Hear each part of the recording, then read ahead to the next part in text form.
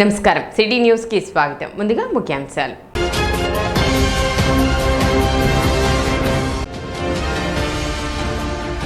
అకాల వర్షాల పట్ల రైతులు అప్రమత్తంగా ఉండాలి. తెనాలి ఏడీఏ ఉషారాణి సూచన.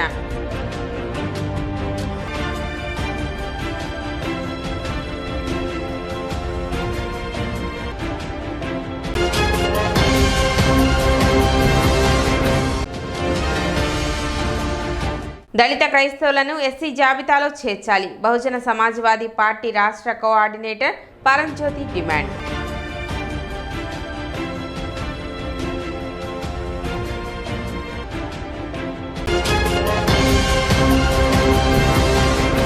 శిశిరం చిత్రం ప్రధాన పాత్ర పోషిస్తున్నాను. ఈ చిత్రం ద్వారా నాకు మరింత గుర్తింపు వస్తుందని బాలనటుడు తండేల్ ఫేమ్ భానుప్రకాష్ అన్నారు. మంగళవారం సాయంత్రం స్థానిక ప్రిన్సెస్ హోటల్లో శిశిరం చిత్ర యూనిట్ విలేకరుల సమావేశం నిర్వహించారు.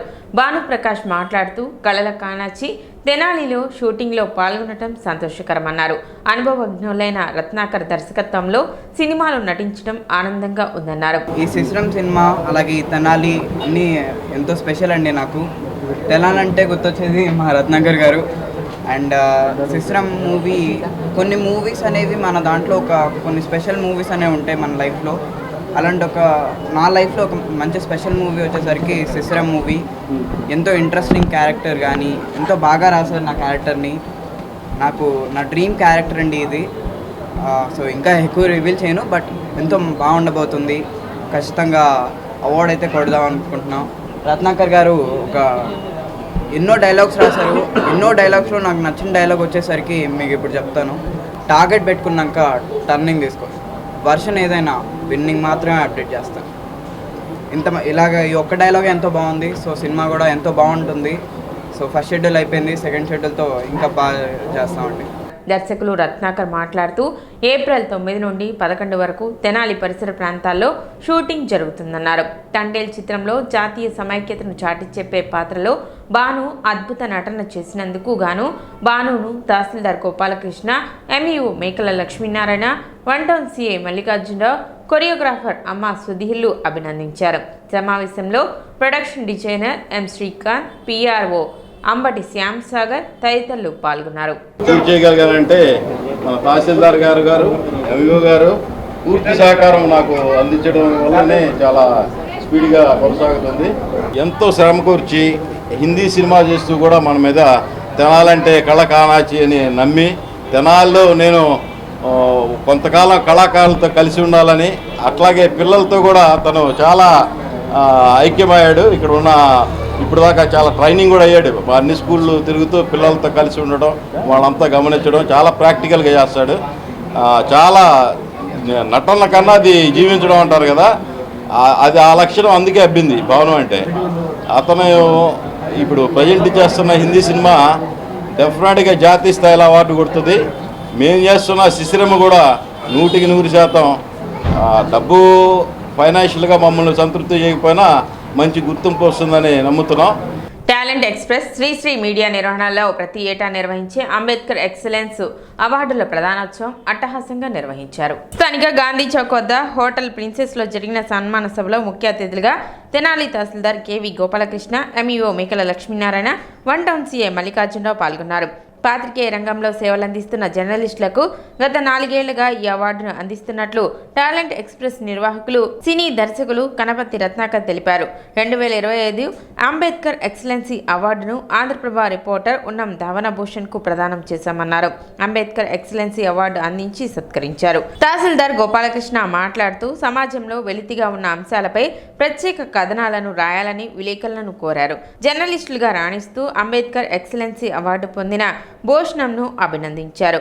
ఈరోజు ఈ అంబేద్కర్ ఎక్సలెన్సీ అవార్డు పొందిన తమ్ముడు భూషణంకి అభినందన తెలియజేస్తూ, నేను MA journalism and mass communication చదువుకొని ఉన్నా. నేను దాంట్లో మెరిటోరియస్ స్టూడెంట్ కూడా. తమ్ముడికి మంచి సలహా చెప్పాలనే ఉద్దేశంతో నేను ఇక్కడికి వచ్చాను. అంబేద్కర్ గారు ఒక జర్నలిస్ట్గా సంపాదకీయం ఆయన ఏంటి అంటే 1920లో ముఖనాయక్ అని, అట్లాగే బహిష్కృత భారత్ అని, అట్లాగే ఇంకా ఏం రాశారంటే ఆయన జనత అని, అట్లాంటి ఒక పత్రికలు స్థాపించారు ఆయన. ఆ పత్రికల సారాంశం ఏంటంటే అణగారిన వర్గాలు అప్పట్లో ఉన్న పరిస్థితుల రీత్యా కలంతో వాళ్ళని ఎలాగ పైకి తీసుకురావాలి, ఆ పరిస్థితిని ఎలా ఎదుర్కోవాలి అనే విధంగా ఉండే ఆ సంపాదకీయాలు.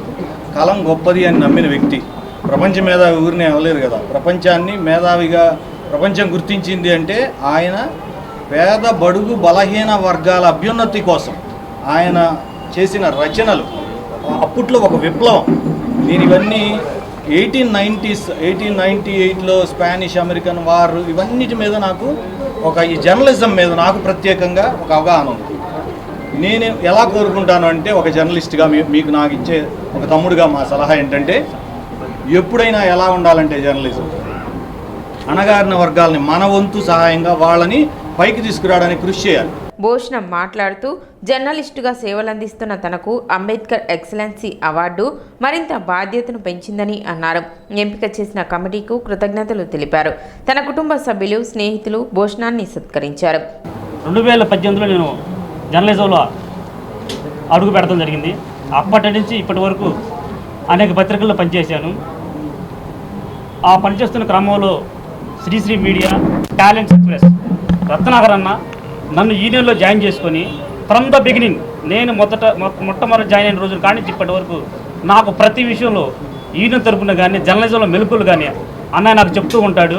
ఈ సంవత్సరం 2025 గాను ఎక్సలెన్స్ అంబేద్కర్ ఎక్సలెన్స్ అవార్డుకు నన్ను ఎంపిక చేయటం నేను ఫోన్ చేయగలిగి నాకు చాలా ఆనందం వేసింది.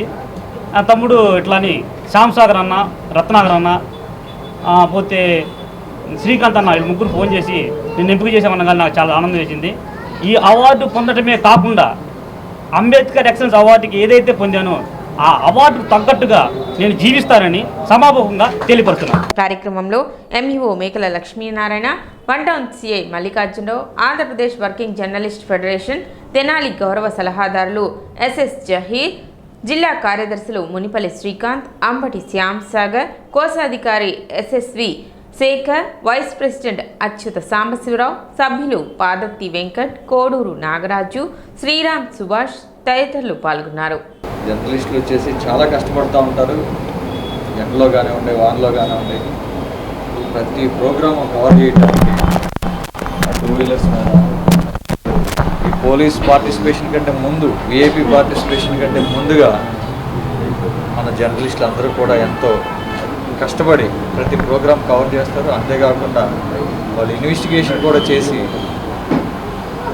దాగి ఉన్న నిజాలను కూడా బయటికి తీసి అంతా కూడా సమాజం ముందుకి తీసుకొస్తూ ఉంటారు. ఎంతో ధైర్యంగా, ధైర్య సాహసాలతో పనులు చేస్తూ ఉంటారు. ప్రతి ఒక్కరూ కూడా మెచ్చుకోదగిన వ్యక్తులే జర్నలిస్టులు. అలాగే మన భూషణం గారు కూడా చాలా టాలెంటెడ్గా ఆయన వ్యవహరించి ఈ సమాజంలో ఉన్నటువంటి ఈ కవరేజ్ అవ్వాల్సిన విషయాలన్నీ కూడా బయటకు తీసి అన్నీ రాస్తూ ఉంటారు. అందుకు గాను ఈయనకి ఈ మంచి అవార్డు వచ్చినందుకు సంతోషం. వేసవి నేపథ్యంలో ఎటువంటి విద్యుత్ కోతలు తలెత్తకుండా అన్ని చర్యలు చేపడుతున్నట్లు విద్యుత్ చిరంజీవి తెలిపారు. ఇందులో భాగంగా ఇప్పటికే అవసరమైన చోట విద్యుత్ మరమ్మతులు చేపట్టినట్లు చెప్పారు. ఎక్కడా వోల్టేజ్ సమస్యలు రాకుండా విద్యుత్ ట్రాన్స్ఫార్మర్స్ ఏర్పాటు చేస్తున్నట్లు తెలిపారు. విద్యుత్కు సంబంధించి ఎటువంటి సమస్యలు ఉన్నా తమ దృష్టికి తీసుకురావాలని చిరంజీవి వినియోగదారులకు విజ్ఞప్తి చేశారు. గంట కంటే ఎక్కువ పెట్టకూడదు. ఇంకొక ఏరియాకి పోతాం.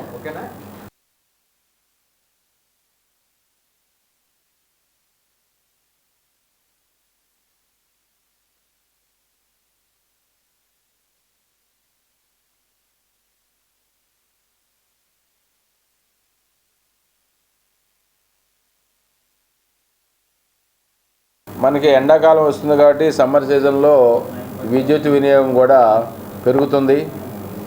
దానికి తగినట్టుగా విద్యుత్ శాఖ తరఫున మేము కూడా అనేక చర్యలు తీసుకుంటున్నాము. ట్రాన్స్ఫారాలు పెట్టడం కానీ, లైన్స్ రెక్టిఫై చేయటం కానీ, ఈ ట్రాన్స్ఫారాల దగ్గర ఫీజులు ఇలాంటివన్నీ కూడా బాగు చేయటం కానీ, అదనంగా ట్రాన్స్ఫారాలు పెట్టి ఆ ఉన్న లోడ్స్ని అటు ఇటు మార్చడం వల్ల ఆ పాత ట్రాన్స్ఫారాల మీద లోడ్ తగ్గి ఆ ప్రాబ్లమ్స్ కూడా తగ్గుతాయి. ఆ ఫీజులు పోవడం కూడా తగ్గుతుంది. దాని ద్వారా మంచి విద్యుత్ సప్లై కూడా కన్జ్యూమర్స్కి వెళ్తుంది. ఇవన్నీ కూడా చేయాల్సిన పనులన్నీ కూడా చేస్తున్నాము. క్రితం సంవత్సరం మాకు ప్రాక్టికల్గా వచ్చినటువంటి ఇబ్బందుల్ని మైండ్లో పెట్టుకుని క్రితం సమ్మర్లో ఈ సమ్మర్కి ప్లాన్ చేసుకుని చాలా వరకు చేశాము. ఇంకా ఈ నెలలో కూడా కొన్ని పనులు చేయాల్సినవి ఉన్నాయి. ఈ 15-20 లోపల అన్నీ కూడా కంప్లీట్ అవుతాయి. ఈ మంత్ ఎండింగ్ లోపల మేము చేయాలనుకున్న పనులు మ్యాక్సిమం చేస్తాము. ఈ సమ్మర్కి మనకి ఎలాంటి విద్యుత్ కోతలు కానీ ప్రాబ్లమ్స్ కానీ జనరల్గా ఉండవు. సాధారణ కండిషన్స్లో అయితే ఏమి ఇబ్బందులు ఉండవు. ఇవన్నీ వచ్చినప్పుడు ఏంటంటే మాకు టైం పడుతుంది, మేము ప్లాన్ చేసుకోవాలా, మా స్టాఫ్ రావాలా, అన్నీ రెక్టిఫై చేయాలా ఉంటుంది. కాబట్టి వాటికి సహకరించవలసిందిగా కోరుతున్నాను. సింగపూర్లో డిప్యూటీ సీఎం పవన్ కళ్యాణ్ కుమారుడు గాయపడ్డారని, ప్రస్తుతం ఆసుపత్రిలో చికిత్స కొనసాగుతుందని మంత్రి నాదెండ్ల మనోహర్ తెలిపారు. ప్రమాదంలో ఒకరు మృతి చెందారు, 15 మందికి గాయాలయ్యాయని, ప్రస్తుతం ఆసుపత్రిలో చికిత్స కొనసాగుతుందని చెప్పారు. మార్క్ శంకర్ను కాపాడిన సిబ్బందికి కృతజ్ఞతలు తెలిపారు. ప్రమాదంపై పవన్తో సీఎం చంద్రబాబు, ప్రధాని మోదీ మాట్లాడారని, అవసరమైన సహాయం అందిస్తామని మోదీ చెప్పారని మంత్రి నాదెండ్ల మనోహర్ పేర్కొన్నారు.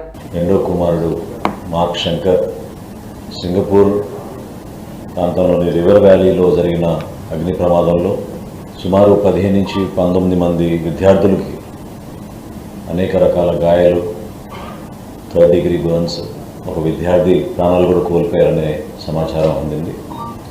ఆ దుర్ఘటమైన ఆ సంఘటనలో మార్క్ శంకర్ గారికి ఎక్కడ కూడా ఇబ్బంది కలగకుండా ఆయన ప్రాణాలు కాపాడిన అక్కడ ఉన్న భవన నిర్మాణ కార్మికులకి ప్రత్యేకంగా పవన్ కళ్యాణ్ గారు కృతజ్ఞత తెలుపమన్నారు. మార్క్ని హాస్పిటల్లో చేర్చి ట్రీట్మెంట్ కొనసాగుతూ ఉంది. కాళ్ళకి చేతులకి బర్న్ ఇంజరీస్ రిజిస్టర్ అయినాయి. ఎక్కువగా ఊపిరితిత్తుల్లో ఈ పొగ వెళ్ళిపోవడం, ఖచ్చితంగా 2-3 రోజులు హెల్త్ కండిషన్స్ మానిటర్ చేయాలని అక్కడున్న వైద్య సిబ్బంది పవన్ కళ్యాణ్ గారి కుటుంబానికి ఇచ్చిన సమాచారం మేరకు సేఫ్గా ఉన్నారు. అయితే ట్రీట్మెంట్ కొనసాగించాలి, ఎక్కడ ఇబ్బంది లేకుండా అక్కడ అన్ని విధాలుగా స్థానిక ఉన్న వైద్య సిబ్బంది, వారి కుటుంబ సభ్యులందరూ కూడా జాగ్రత్తగా చూసుకుంటున్నారనే సమాచారం రాష్ట్ర ప్రజలందరూ కూడా అందించమని పవన్ కళ్యాణ్ గారు చెప్పడం జరిగింది. దేశవ్యాప్తంగా చాలామంది, మన రాష్ట్రం నుంచి కూడా అనేక నాయకులు, గౌరవ ముఖ్యమంత్రి గారు, భారతదేశ ప్రధాని నరేంద్ర మోడీ గారు కూడా ఇంతకుముందే పవన్ కళ్యాణ్ గారితో మాట్లాడి మార్క్ రికవరీ గురించి తెలుసుకోవడమే కాకుండా అక్కడ ఎటువంటి ఫెసిలిటీస్ కావాలన్నా స్థానికంగా ఉన్న హై కమిషనర్కి ఆదేశాలు జారీ చేశారనే విషయం ప్రధానమంత్రి గారు పవన్ కళ్యాణ్ గారికి తెలిపారు. మనస్ఫూర్తిగా ప్రధానమంత్రి గారికి జనసేన పార్టీ నుంచి, మా పార్టీ అధ్యక్షుడు పవన్ కళ్యాణ్ గారి నుంచి ఆయనకి ప్రత్యేకంగా ధన్యవాదాలు. అకాల వర్షాలకు జొన్న, మొక్కజొన్న పంటలు దెబ్బతినకుండా తగిన జాగ్రత్తలు తీసుకోవాలని ఏడీఏ ఉషారాణి రైతులకు సూచించారు. తెనాలి వ్యవసాయ సబ్ డివిజన్ పరిధిలోని రబీలో సాగు చేసిన జొన్న, మొక్కజొన్న పంటలు కోత ప్రారంభించడం జరిగిందని, జొన్న 90%, మొక్కజొన్న 10% మేర కోతలు పూర్తయ్యాయని చెప్పారు. ఈ క్రమంలో అకాల వర్షాల కారణంగా పంటలు దెబ్బతినకుండా రైతులు టార్పాలిన్ పట్టాలు అందుబాటులో ఉంచుకోవాలని ఆమె సూచించారు. తెనాలి మండలం చూసుకుంటే తెనాల్లో 6,000 ఎకరాల్లో మొక్కజొన్న, 6,600 ఎకరాల్లో జొన్న పంటలు వేసుకోవటం జరిగింది. దుగిరాల మండలానికి వస్తే 10,400 ఎకరాల్లో మొక్కజొన్న, అట్లాగే 4,000 ఎకరాల్లో జొన్న, 5,500 ఎకరాల్లో గ్రీన్ గ్రామ్ పెసలు వేయటం జరిగింది. మనం ఈసారి చూసుకుంటే మరి మినుములు కావచ్చు, పెసలు కావచ్చు, 5 నుండి 6 క్వింటాల్స్ ఒక ఎకరానికి దిగుబడి, సరాసరి దిగుబడి వచ్చింది. అట్లాగే మరి దగ్గరగా మార్కెట్ ప్రైస్ 7,000 రూపాయలు నడుస్తుంది. కనుక మనము ఈసారి మరి జొన్న, మొక్కజొన్నకి బాగానే రేట్లు ఉన్నాయి అని అనుకుంటున్నాము. అలాగే పెసలకు మాత్రం ఈసారి మరి మనకి మార్కెట్ ధర చాలా తక్కువగా ఉంది. కనుక మరి రైతులు కొంచెం అధిక ధరలు వచ్చినప్పుడు అమ్ముకోవాలని నేను కోరుకుంటున్నాను.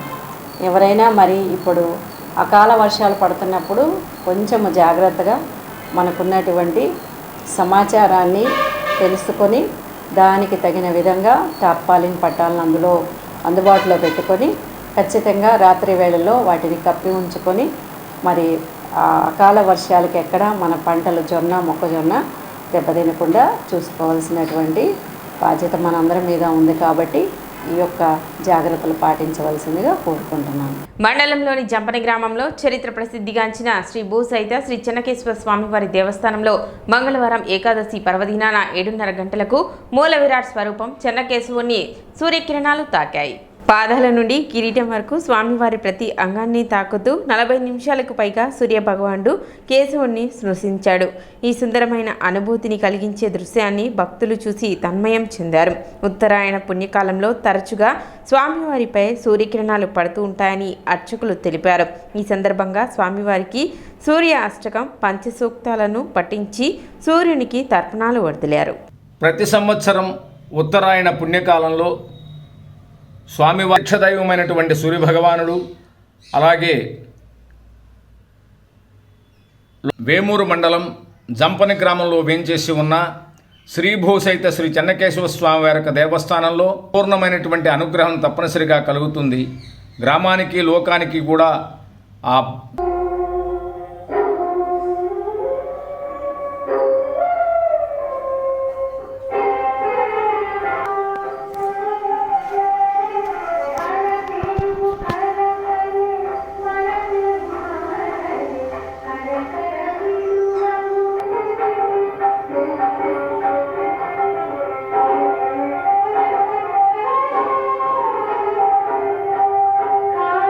ఇప్పుడు ఒక చిన్న విరామం.